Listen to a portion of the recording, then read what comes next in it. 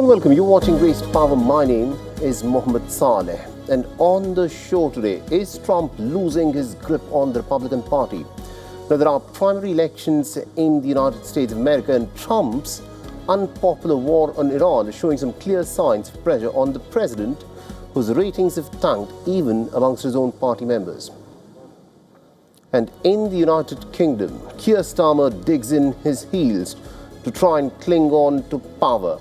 He's now stated that he will try and fight the next general elections as well. But the question, of course, is this: does he have the confidence of his own party members? So this is what is happening in the United States of America, that is in fact gearing up for some high-stakes midterm elections that will be in November. But before the final showdown in November later this year, various states are now holding primary elections for the Senate, House, and also the governor's positions. The primaries in Kentucky, Georgia, and Alabama will test the power of Donald Trump's endorsements. And one of the most crucial battles is taking place in Kentucky, where the incumbent Congressman Massie is taking on Trump's backed candidate and a former Navy SEAL, Ed Galrine. Massie led the congressional move that forced the U.S. Justice Department to release the Epstein files, and also has supported for a resolution to halt the Iran war. Now, the Trump administration is now going all out to try and defeat him in the primaries. Massie, remember, is a part of the Republican Party. I have to say up front for the lawyers that I'm here in my personal capacity as a private citizen, a fellow American, and a fellow combat veteran, here to support Navy SEAL Ed Galrine. Now, despite Trump's opposition, Massie still enjoys significant support within the Republican ranks. His voters say that the U.S. president is trying to bully the wrong guy. I have TDS, Trump Disappointment Syndrome, and watching how he's turned on the representative that I feel has stood up for my values the most has been very, very upsetting. I've been very, very unhappy with that. Although at the same time, it's not surprising. There's a rancor of his type of politics to where it's a bully pulpit. Everybody knows Trump's kind of a bully and bullies his way around, and that works sometimes and it doesn't others. In this situation, he's trying to bully the wrong guy. And apart from Kentucky, the state of Georgia, Alabama, Pennsylvania, Idaho, and Oregon are also going to hold primaries. The Trump-backed candidates have already defeated 5 out of the 7 state Senate incumbents in Indiana and 1 in Louisiana. The midterm elections will depend a lot of factors for the Republicans. This includes the Iran war, a high rate of inflation because of it, a congressional redistricting battle, and also the president's low job approval ratings. Well, the Democrats will look to capitalize on Trump's shortcomings to flip the balance of power in the U.S. Congress. And according to the latest New York Times Siena polls, if the midterm elections are to be held today, the Democrats would hold a 10-point advantage on the generic congressional ballot. With the primaries setting the tone for the midterms, the battle for the control of the Congress is now entering into a critical phase. And WION's correspondent Susan Tehrani is, of course, tracking the story very closely for us and has sent us this report from New York. Listen in. President Donald Trump's continued influence over the Republican Party ahead of the 2026 midterm elections as he backs efforts to defeat Republican Congressman Massie of Kentucky, one of the few conservative lawmakers willing to publicly oppose him on issues ranging from government spending to foreign policy.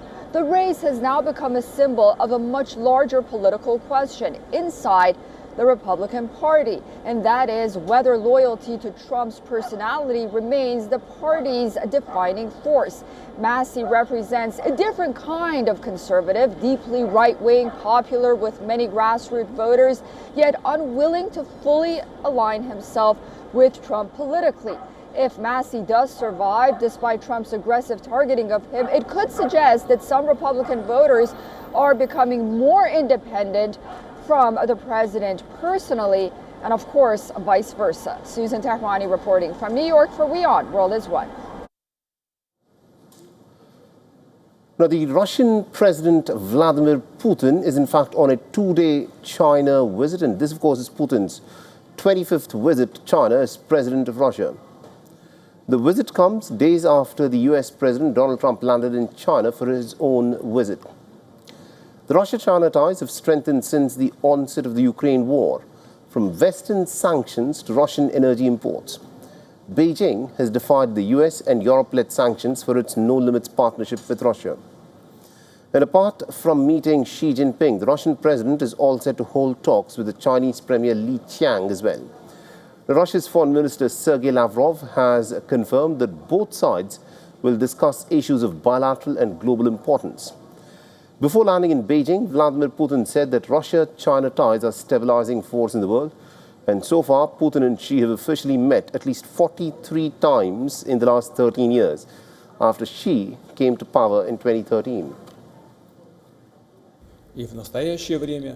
Today, Russia-China relations have reached a truly unprecedented level.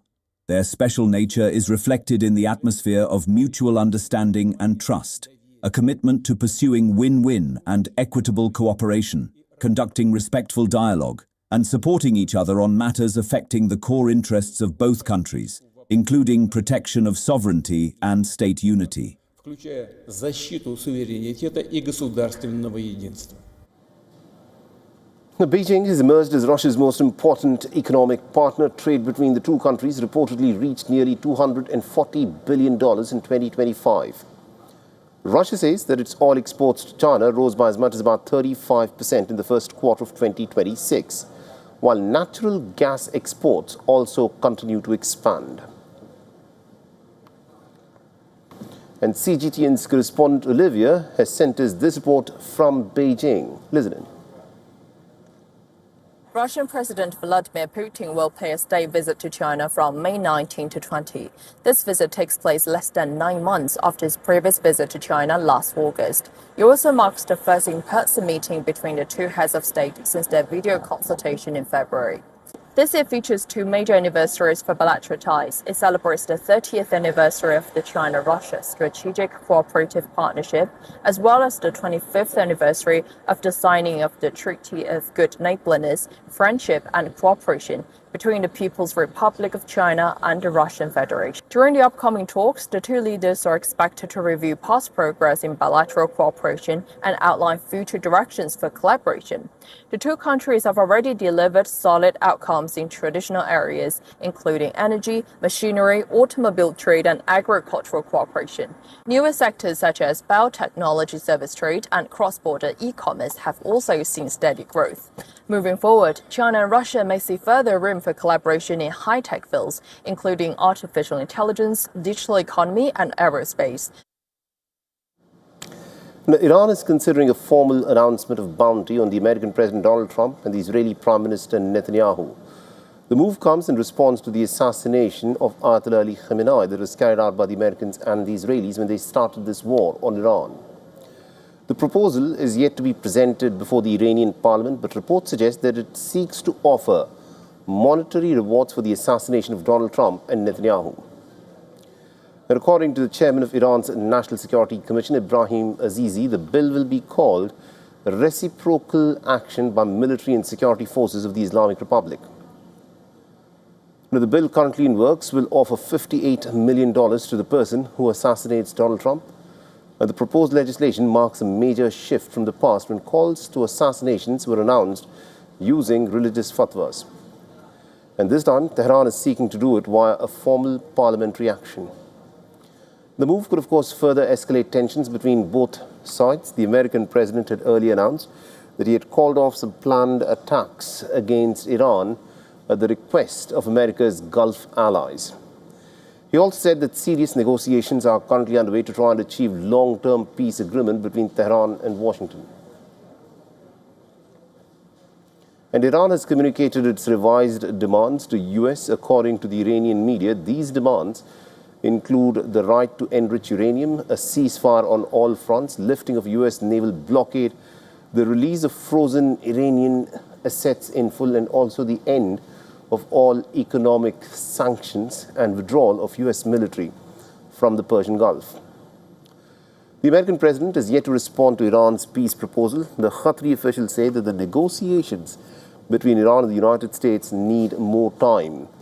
But both sides have refused to tone down their war rhetoric. After Donald Trump announced the halt of the planned attacks, Iran has said that it will open new fronts if the Americans and the Israelis decide to resume the war.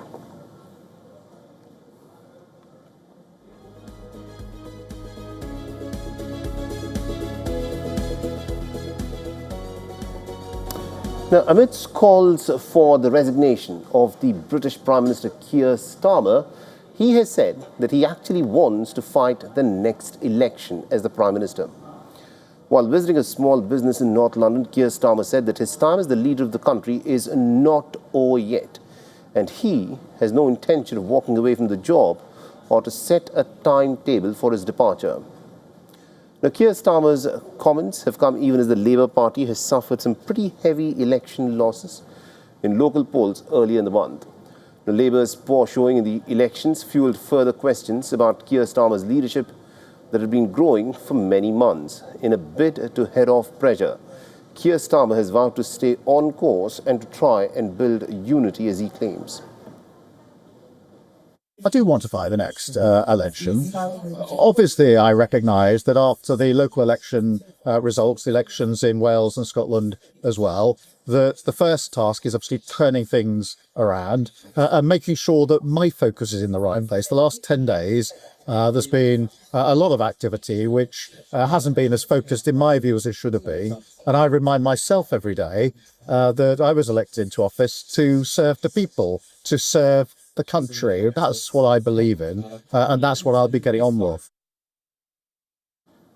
Now, the results in England, Scotland and Wales have piled pressure on Keir Starmer. Several Labour MPs have in fact called for him to set a timetable for his departure. Although his cabinet allies have in fact backed him for now, Labour has lost power in Wales, ending its 27-year rule, while the SNP still remains the largest party in Scotland. The expected leadership race is, of course, heating up despite Starmer's repeated statement that he is still getting on with the job and is not resigning any time. The by-election is, of course, the focus in a return of political drama that Keir Starmer had promised to put firmly in the past. There's been an official leadership challenge to Keir Starmer. However, the leadership rivals such as West Streeting and Andy Burnham are still circling the Prime Minister. Meanwhile, a YouGov poll suggests that Andy Burnham is turning out to be the top choice for the Labour Party's leader position. Nearly half of the members rank Andy Burnham as their first preference for Labour leadership, compared to just 31% for Keir Starmer, while 66% of the party members believe that Keir Starmer has done a good job as the Prime Minister, and just 28% think that Labour are likely to win in 2029 if he stays as the leader. And also 61% of the people want him to stand down before the next general elections.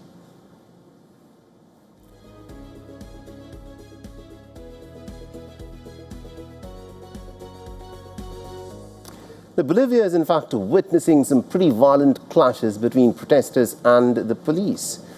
Anti-government anger has intensified due to a cost of living crisis just 6 months after Rodrigo Paz took charge as the president. The protesters are now seeking for his ouster.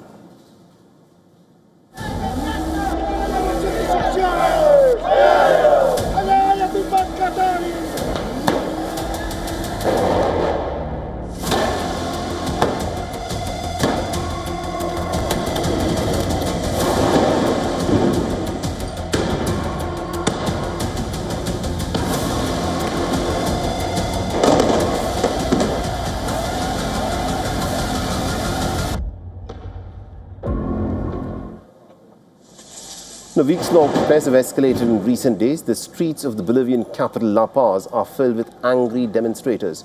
Roadblocks, barricades, tear gas, smoke, and also small-scale explosions. In the latest, the protesters tried to push through the security barricades, protecting government buildings. The security officials also tried to push the protesters back by firing several canisters of tear gas. The demonstrators could be seen kicking the tear gas canisters away as thick smoke engulfed the city's skyline.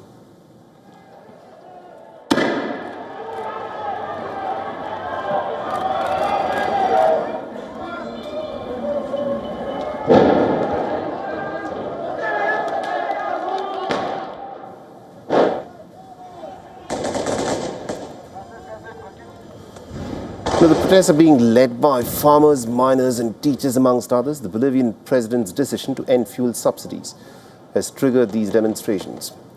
Bolivian miners are now demanding for greater access to fuel and also to explosives. They've called for revision to their contracts and the implementation of mining regulations. President Paz should govern, not pit us against one another as brothers. Our brothers are here. Even my son is back there, facing off against me. That is not what we indigenous peoples want. That is why we are telling our brother, the president, we have given you power, but you have not been able to govern. Now, Bolivia's public prosecutor has issued an arrest warrant for the leader of the country's largest union, accusing him of terrorism and inciting crime. A warrant for the arrest has already been issued based on police and intelligence report requests and the complaint filed by the Ministry of Government against Mr. Argolo, union leader Mario Argolo, and another person, so that the arrest can be executed at the appropriate time under the sole jurisdiction of the Bolivian police.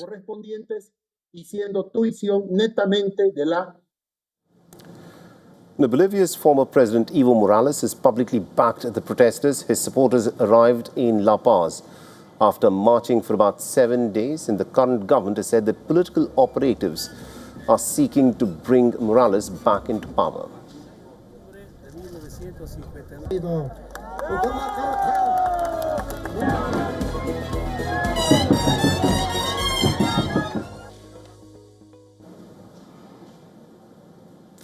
Kenya is reeling into some rising fuel prices due to the Strait of Hormuz blockade after protests that turned deadly, in which about 4 people ended up losing their lives. The government has announced that transport unions have agreed to suspend a nationwide transport strike following a slight decrease in diesel prices. The transport operators have agreed to suspend the strike for a week, opening the way for further negotiations with the government. The East African nation is heavily dependent on fuel imports from the Gulf region and has been severely impacted by disruptions in global oil supply routes, particularly through the Strait of Hormuz, a key passage for nearly 1/5 of the world's oil shipments.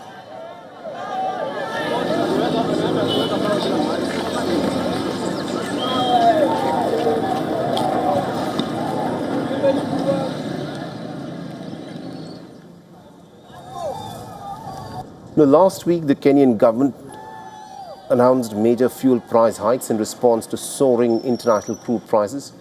Diesel prices alone were raised by over 23%, prompting transport unions to call for a nationwide strike.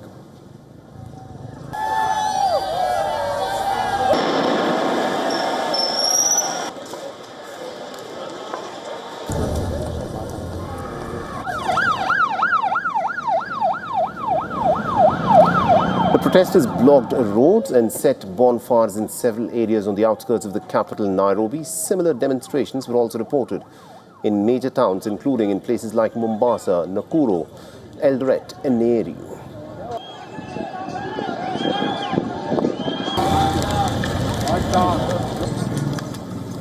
We import our things through our own ports. Our neighboring country like Uganda, the fuel is cheap and they don't have ports. They import their fuels through Mombasa port. So we're asking this question, how come the fuel in Kenya is more expensive more than Uganda and Ethiopia and Tanzania? Those fuels, those prices, they are not matching. This government has been frustrating us. Fuel prices have gone up and life has become increasingly expensive. Our livelihoods have been badly affected. The cost of living is now unbearable and we cannot continue like this. The government says that the country is suffering the consequences of an international conflict beyond its control, and according to economic estimates, a single day of nationwide disruption can cost Kenya nearly $390 million in terms of lost economic activity.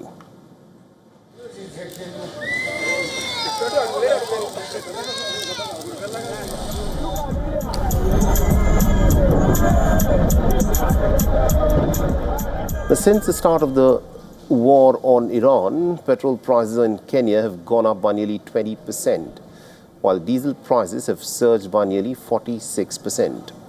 The Kenyan government has said that it has spent nearly $38.5 million to cushion the consumers from soaring diesel and kerosene prices. In its latest review, despite being one of East Africa's most dynamic and affluent economies, nearly one-third of Kenya's population still lives below the poverty line, making the impact of the fuel crisis especially severe for millions of households.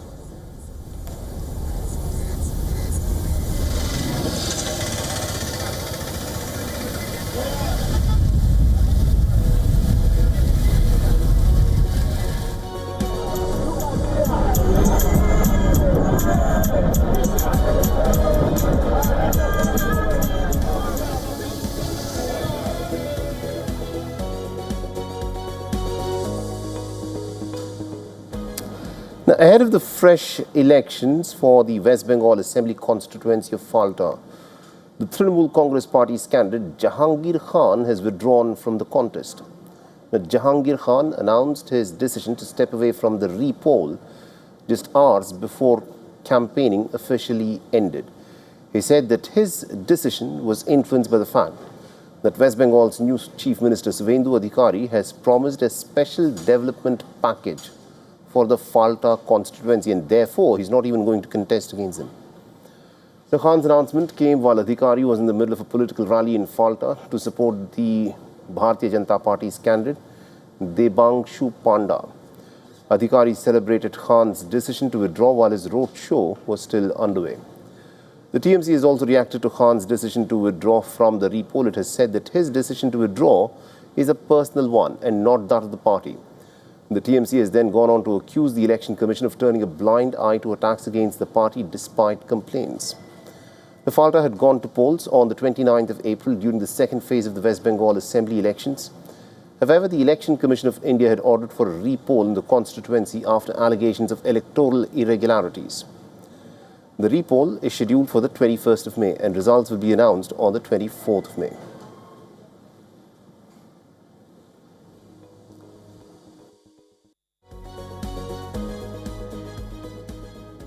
And with that, it's a wrap on this edition of Race to Power. Thanks for watching.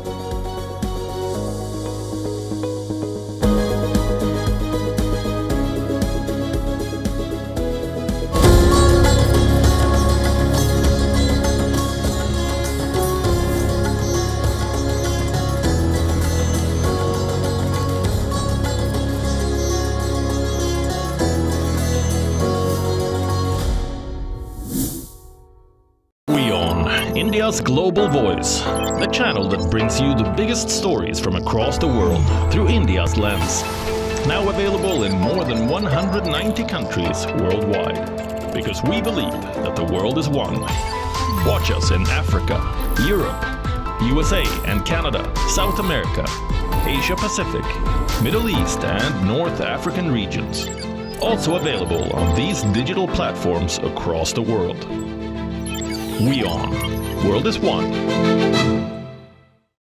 The stress of our world can take a toll on our physical and emotional health. Here, in New York's Catskill Mountains, lies a luxurious place of healing called WION Wellness Center. The WION Wellness Center provides 500,000 square feet of natural methods to manage diabetes, hypertension, chronic pain, obesity, depression, anxiety, and other conditions. We use the traditions of centuries-old natural science from India, yoga, Ayurveda, acupuncture, and naturopathy in personalized programs that help you take charge of your own health. A minimum 5-day stay is recommended for best results. Book now at yo1.com. In West Asia, every move shifts the world's balance. Wars, ceasefires, alliances, power never stands still. From Tehran to Tel Aviv, from Damascus to Doha, the West Asia Post cuts through the chaos to reveal the region that shapes the world. Because what happens in West Asia never stays in West Asia. This is the West Asia Post, The region's story, the world's impact.